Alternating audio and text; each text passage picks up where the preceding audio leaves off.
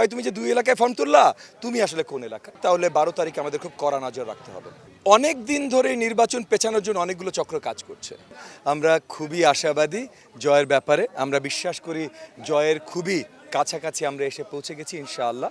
আর বাকি আপনি বললেন কোনো প্রতিদ্বন্দ্বী অনেক কিছু বলছে বা কিছু বলছে, দেখেন যারা শঙ্কিত তাদের নির্বাচনী অবস্থার বিষয় তারা অনেক কিছু বলতেই পারে, সেটা নিয়ে মাথা ব্যথা নেওয়ার সময়ও আমার নাই, মন মানসিকতাও আমার নেই।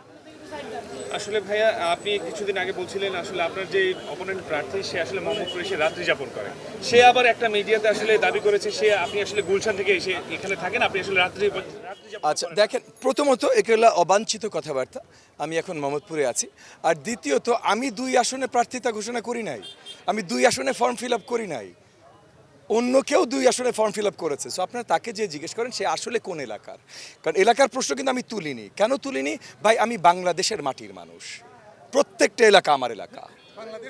হ্যাঁ, তো আমি এই এলাকায় এখন নির্বাচন করছি। আপনি যার কথা বলেছেন সে 2 এলাকায় গেছে এবং সে এলাকার কথা তুলেছে, তাহলে তারা যে জিজ্ঞেস করেন ভাই তুমি যে 2 এলাকায় ফর্ম তুললা তুমি আসলে কোন এলাকা, এটা করেন, পরিষ্কার হয়ে যাবে। লেভেল প্লেইং ফিল্ড কি পাচ্ছেন না, কোনো ধরনের সংখ্যাবোধ করছেন? এখন আমরা এই জায়গার আইন শৃঙ্খলা বা সব ব্যবস্থায় মোটামুটি আমরা এখনো মনে করছি সব ঠিক আছে। সো আশঙ্কার জায়গা দেখছি না, কিন্তু আমরা আশঙ্কার জায়গা দেখছি একদম খোদ নির্বাচন কমিশনে।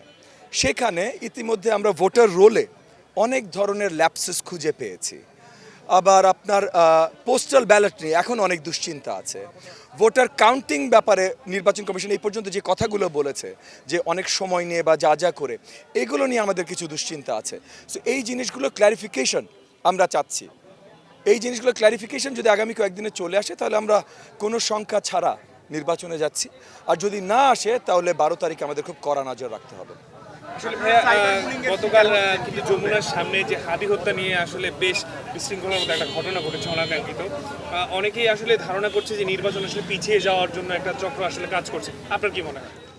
দেখেন অনেক দিন ধরে নির্বাচন পেছানোর জন্য অনেকগুলো চক্র কাজ করছে। যারা মনে করে যে নির্বাচন হলে জনগণের হাতে ক্ষমতা গেলে তাদের হাত থেকে ক্ষমতা সরে যাবে, যারা মনে করে নির্বাচন হলে তারা নির্বাচিত হওয়ার সম্ভাবনা কম, তারাই এই ধরনের প্রচেষ্টা চালিয়ে যাচ্ছে যেন নির্বাচন প্রশ্নবিদ্ধ হতে পারে বা নির্বাচন পিছিয়ে দিতে পারে। অনেক ধরনের অনেক কিছু হবার পরও কিন্তু আমরা নির্বাচন নিয়ে প্রশ্ন তুলছি না।